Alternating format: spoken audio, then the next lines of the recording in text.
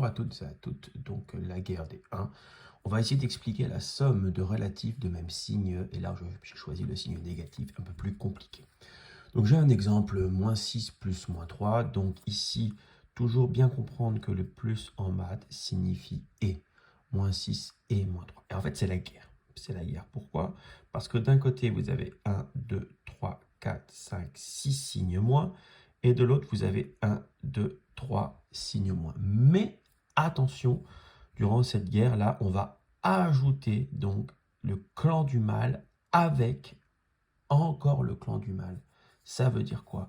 Ça veut dire qu'en fait, il y a un guerrier négatif, un guerrier négatif, un guerrier négatif, un. Donc 6 guerriers négatifs et 3 guerriers négatifs. Donc du mal, si vous voulez. Ça va faire un total de 9 guerriers du mal. C'est pour ça que -6 plus -3 égale -9. Alors maintenant, on va voir le cas où vraiment, pour le coup, c'est la guerre. Donc lorsqu'ils ont des signes contraires. Prenons toujours le même exemple. -6, c'est 1, 2, 3, 4, 5, 6 guerriers du mal. Et ici, ils affrontent quoi? Ils affrontent un guerrier du bien. 2, 3, 4, 5, 6, 7, 8, 9 guerriers du bien.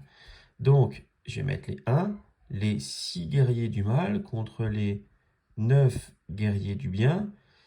Ils ont tous la même force, hein. Ils sont tous de force comparable, puisqu'en fait, ce sont des -1 et des +1. Donc, le -1, paf, va s'entretuer avec le +1, le -1 avec le +1, le -1 avec le +1, le -1, le -1. Donc, il y a les 6 -1 qui vont partir avec les 6 +1, et il va rester seulement ces 3-là, c'est-à-dire +3. On va voir maintenant un exemple où c'est le mal qui triomphe. Donc il y a toujours 6 guerriers du mal. Je vais les faire rapidement. Vous voyez, voilà. -6, c'est moins 6 fois. Et on peut aussi le voir avec contre, versus, on va dire contre en anglais, 3 guerriers du bien. Donc là, on va bien le voir. Les 3 guerriers du mal s'entretuent avec les 3 guerriers du bien. Et qu'est-ce qu'il reste? Il reste 3 guerriers du mal. Voilà, donc c'est une méthode un petit peu plus rigolote.